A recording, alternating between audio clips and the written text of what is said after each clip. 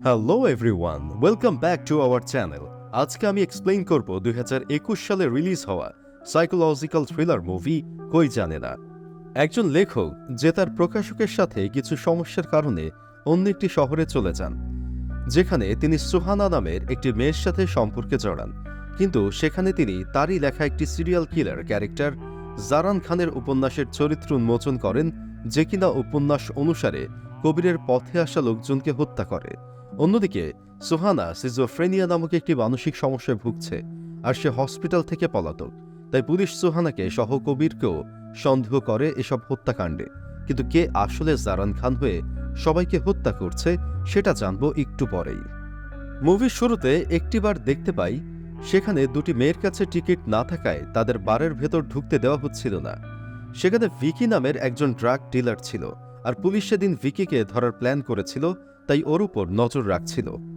এরপর দেখি একজন পাঞ্জাবি লোক আসে, তার কাছেও টিকিট ছিল না, তাই তাকেও ঢুকতে দেওয়া হচ্ছিল না।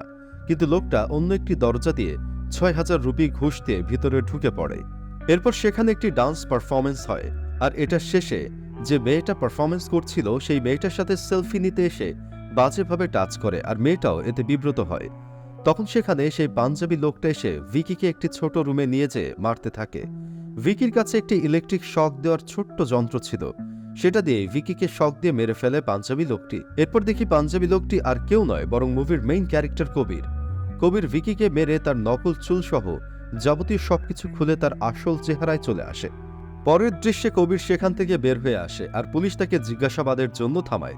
যেহেতু কবির একজন ফেমাস রাইটার, তাই তার পরিচয় শোনা মাত্রই পুলিশ তাকে যেতে দেয়। পরের দিন নিউজ দেখানো হয় কবির তার প্রকাশক রণদীপ রান্ধাওয়ার থেকে অ্যাডভান্স নিয়ে রেখেছে বই লেখার জন্য। কিন্তু কবির প্রথম পার্ট লিখে দ্বিতীয় পার্ট আর লেখেনি, যেটা তার ৬ মাসের মধ্যে লেখার কথা ছিল। এখন কোর্ট কবিরকে ৩ মাসের সময় দেয়, তার মধ্যে কবিরের হয় বইটি লিখে দিতে হবে, নয়তো অ্যাডভান্স নেওয়া টাকা ফেরত দিতে হবে। এরপর আমরা জানতে পারি কবিরের এক্স ওয়াইফ এখন রণদীপ রান্ধাওয়ারের স্ত্রী। সে কবিরকে ডিস্ট্রয় করতে চায়। কবিরের সাথে তার ২ বছর আগে ডিভোর্স হয়ে যায়। ডিভোর্সের সময় কবিরের সকল সম্পত্তি সে নিয়ে নেয়। সে সন্দেহ করে কবির হয়তো অন্য কারোর জন্য বই লিখছে, কারণ এটা ছাড়া কবিরের আর কোনো ইনকাম সোর্সও নেই। পরের দৃশ্যে কবির তার ম্যানেজারের সাথে কথা বলে। সে কবিরকে বইটা লিখতে বলে, কারণ বইটা না লিখলে কবিরকে অ্যাডভান্সের টাকা সহ অনেক টাকা জরিমানাও দিতে হবে, আর কবিরের কাছে তখন অত টাকাও ছিল না। তাই শেষমেশ কবির বইটা লিখতে রাজি হয়ে যায়। তখনই কবির তার ফার্ম হাউসে যাওয়ার জন্য রওনা হয়। রাস্তায় কবিরের গাড়ির সামনে একটি ট্রাক থাকে, আর মাঝপথে ট্রাকটির চাকা পাংচার হয়ে যায়, তাই কবিরকে কিছু সময় থামতে হয়। ঠিক তখনই ট্রাকের পেছন থেকে সোহানা নামের একটি মেয়ে বেরিয়ে আসে। মেয়েটি বেরিয়ে আসার সাথে সাথে ট্রাকটি স্টার্ট হয়ে আর চলে যায়। সোহানা আর ট্রাকে উঠতে পারে না। কবির চলে যাচ্ছিল, কিন্তু সোহানাকে বিপদে দেখে তাকে লিফট দিতে চায়। এরপর সোহানাকে যখন জিজ্ঞেস করে সে কোথায় যাবে, তখন সোহানা উল্টো কবিরকে প্রশ্ন করে সে কোথায় যাচ্ছে। কবির জানায় সে পাঞ্চগিনি যাবে, আর সোহানা বলে তাহলে সেও পাঞ্চগিনি যাবে। এরপর কবির আর কথা বাড়ায় না, দুজন একসাথে পাঞ্চগিনি চলে যায়। পাঞ্চগিনি পৌঁছে কবির সোহানাকে সেখানে নামিয়ে চলে যায়। এরপর কবিরকে একজন স্কুলের প্রিন্সিপাল কল করে একটি অনুষ্ঠানে ইনভাইট করে। এমন সময় আমরা দেখি কবিরকে ২ জন লোক ফলো করছিল। তাদের মধ্যে একজন ছিল ডিটেকটিভ রিকি, আর একজন ফটোগ্রাফার চান্দু। তাদের মূলত রণদীপ আর তার ওয়াইফ রশ্মি পাঠিয়েছিল কবিরের ওপর নজর রাখতে, আর কবিরের ফার্ম হাউস দেখাশোনা করে যে তার মেয়েকেও অনেক টাকা দিয়েছিল কবিরের সকল খোঁজ খবর তাদের কাছে দিতে। কবির বইটা লেখা শুরু করে, কিন্তু রশ্মির সাথে ডিভোর্স হওয়ার পর সে এখনো মুভ অন করতে পারেনি। সেসব কারণে সে ডিপ্রেসড থাকে, তাই লেখায়ও মনোযোগ দিতে পারছিল না। এরপর কবিরকে যে স্কুলের ফাংশনে ইনভাইট করা হয়েছিল সেখানে সে যায়। সেখানে পুলিশ অফিসার কালসেকারের সাথে পরিচয় হয়। তারপর যে হোটেলে অনুষ্ঠানটি হচ্ছিল সেখানে কবির সোহানাকে দেখতে পায়। সোহানা সেখানে রিসিপশনিস্টের জব করছিল। এরপর কবির সেখানে একটি স্পিচ দেয়, সেটা শুনে সোহানা অনেক ইমপ্রেস হয়।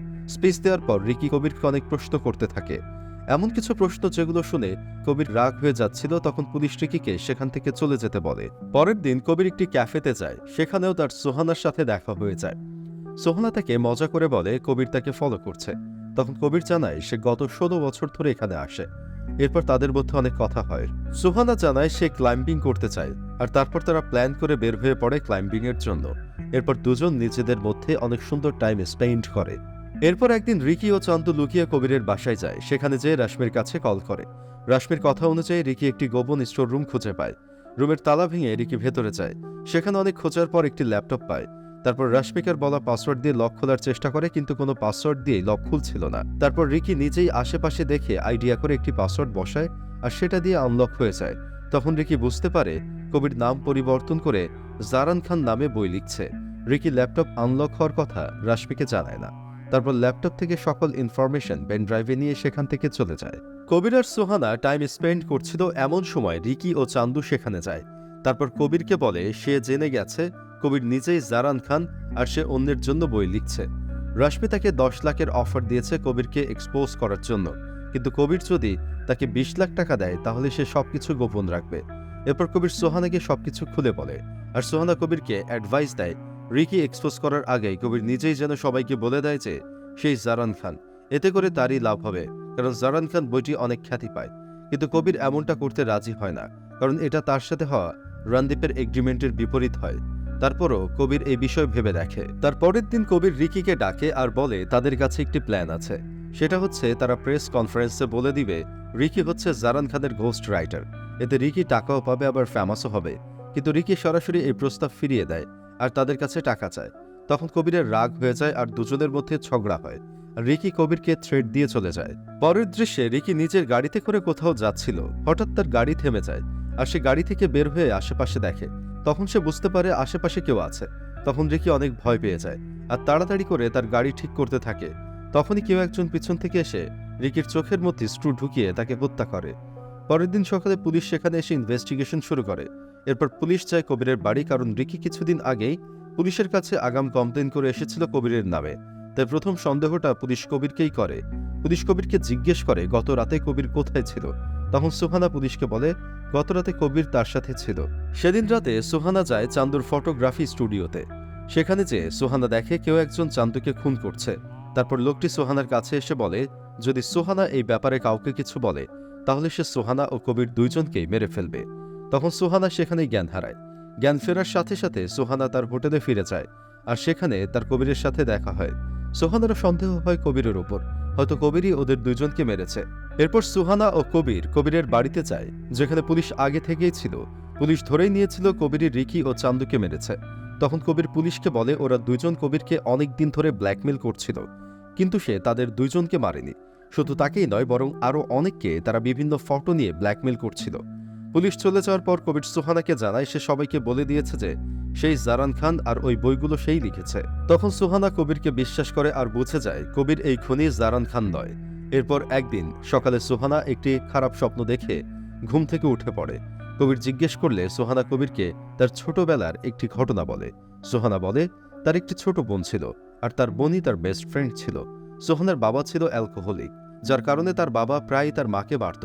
এরকমই একদিন সোহানা তার বোন ও মা মিলে হাইড অ্যান্ড সিক খেলছিল। সোহানা একটি আলমারির মধ্যে যেয়ে লুকায়। তখন তার বাবা আসে আর তার বোন ও মাকে মেরে ফেলে, যেটা সোহানা লুকিয়ে লুকিয়ে দেখে ফেলে। এই ঘটনা শোনার পর কবির সোহানাকে সান্ত্বনা দেয় আর বলে যে সে কখনো সোহানাকে ছেড়ে যাবে না। এটা বলে কবির তার কাছে সেখান থেকে চলে যায়। আর সোহানা হঠাৎ করে একটি বিড়ালের শব্দ শুনতে পায়, যেটা একটি ছোট ঘর থেকে আসছিল। ঘরের দরজা নিচ থেকে তুলতেই বিড়ালটা বেরিয়ে আসে। দরজা পুরোপুরি খোলার পর সোহানা রুমের মধ্যে দেখে অনেক মেকআপ আর ছদ্মবেশ ধারণ করতে যা যা লাগে সবকিছুই সেখানে ছিল। এটা দেখে সোহানা বুঝে যায় কবিরই খুনি জারান খান। তখন কবির বাসায় চলে আসে আর সোহানাকে খুঁজতে থাকে। সোহানা কবিরকে পেছন থেকে একটি লাঠি দিয়ে আঘাত করে সেখান থেকে পালানোর চেষ্টা করে। কবিরও সোহানাকে পেছন থেকে ধরার জন্য বের হয়, আর শেষমেশ সোহানাকে ধরেও ফেলে। তারপর আবার জোর করে সোহানাকে বাড়িতে নিয়ে যায়। বাড়িতে এনে সোহানাকে বলে তুমি কি আমাকে একটু বিশ্বাস করো না?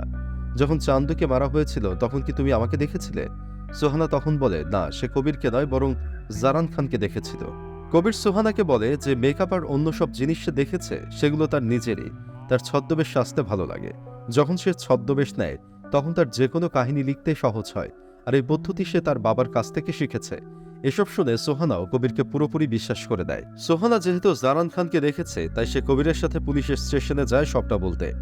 পুলিশের স্টেশনে যেয়ে সোহানা দেখে তার দেখা জারান খান পুলিশ স্টেশন থেকে বের হচ্ছিল। এটা দেখে সোহানা অনেক ভয় পেয়ে যায় আর কবিরকে বলে গাড়ি স্টার্ট করতে। যেতে যেতে কবিরকে বলে ওখানে জারান খান আছে। জারান খান তাদের ওখানে দেখলে দুজনকেই মেরে ফেলবে। এটা শুনে কবির পুলিশ স্টেশনে যেয়ে ওই লোকটি তখন বের হচ্ছিল তার সব ইনফরমেশন দেয়। লোকটি হচ্ছে ডক্টর রাও। অন্যদিকে সোহানা তার হোটেলে কাজ করছিল, এমন সময় সেখানে তার দেখা জারান খান আসে। সে সোহানাকে বলে সোহানা তার কথা রাখেনি। এটা শুনে সোহানা একটা টেবিলের নিচে লুকায়। তখন ওখানে কবিরও চলে আসে। কিন্তু জারান খানের এখানে আসা ও সোহানাকে ওই কথা বলা সবটাই সোহানার কল্পনা ছিল। সোহানাকে বাসায় রেখে কবির সোহানার বলা লোকেশনে যায় জারান খানকে খুঁজতে। তখন কবিরের বাড়িতে জারান খান আসে। সোহানা জারান খানকে দেখে তাড়াতাড়ি কবিরকে কল করে। কবির এটা শুনে বাড়িতে চলে আসে, কিন্তু এসে কাউকেই দেখে না, কিন্তু সোহানাকে অজ্ঞান অবস্থায় পড়ে থাকতে দেখে। এরপর সোহানা ও কবির পুলিশকে জানায় সোহানা জারান খানকে দেখেছে। জারান খান সোহানার হোটেলে এসেছিল। এটা শুনে তারা হোটেলের সিসিটিভি ফুটেজ দেখতে চায়, কিন্তু সিসিটিভি ফুটেজ চেক করে হোটেলে জারান খানকে তারা দেখতে পায় না।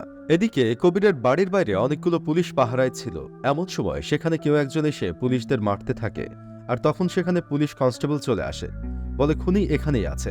এটা বলে তারা বাড়ির ভেতরে যায়, যে দেখে সেখানে জারান খান ছিল। তখন কনস্টেবল আর জারান খানের মধ্যে ঝগড়া হয়, আর এক পর্যায়ে জারান খানের হাতে গুলি কনস্টেবলের গায়ে লেগে যায়। সুযোগ বুঝে সোহানাও জারান খানের দিকে বন্দুক তাক করে, আর তখন কবির এসে সোহানাকে আটকায়। কবির সোহানাকে বলে এটা জারান খান নয়, বরং এটা ডক্টর রাও। কবির বলতে থাকে সে হোটেলের সিসিটিভি ফুটেজ চেক করেছে, কিন্তু সেখানে কেউই ছিল না, শুধু সোহানা একা ছিল। কবির আরও বলে সে ব্যাঙ্গালোরের হসপিটালে কল করেছিল। সেখান থেকে সে জানে হসপিটাল থেকে পালানো পেশেন্ট একজন মেয়ে, আর সে হসপিটালের ওয়েবসাইট চেক করেছে। সোহানার সাথে যখন কবিরের প্রথম দেখা হয়, তখন সোহানা সেই হসপিটালের পেশেন্টের ইউনিফর্ম পরা ছিল। অর্থাৎ এখানে আমরা বুঝতে পারি হসপিটাল থেকে পালানো পেশেন্ট আর কেউ না, বরং সোহানা নিজেই। তখন ডক্টর রাও বলে সোহানার বাবা যখন ওর বোন ও মাকে মেরে ফেলে, তখন সোহানা বের হয়ে এসে ওর বাবার রাখা পিস্তল নিয়ে ওর বাবাকে শুট করে ফেলে। ওর বাবাও তখন মারা যায়। তখন থেকে সোহানা সিজোফ্রেনিয়া নামক একটি মানসিক রোগে আক্রান্ত। ডক্টর রাও এতদিন সোহানার চিকিৎসা করে আসছেন, আর সোহানাও প্রায় সুস্থ হয়ে গিয়েছিল। কিন্তু একদিন হসপিটালের লাইব্রেরির গার্ড বয় সোহানাকে হ্যারেস করে, আর সোহানা সেখান থেকে পালিয়ে আসে। কিন্তু এতদিন মেডিসিন না নেওয়ায় সোহানার অবস্থার অবনতি হয়। ফলে জারান খান পড়ার পর সে নিজেকে জারান খানের রূপে কল্পনা করে, আর রিকি ও চান্দকে খুন করে, কারণ তারা কবিরকে ব্ল্যাকমেল করছিল। এরপর আমরা 1 বছর পরের দৃশ্য দেখি, যেখানে সোহানা ব্যাঙ্গালোরের হসপিটালে চিকিৎসাধীন ছিল।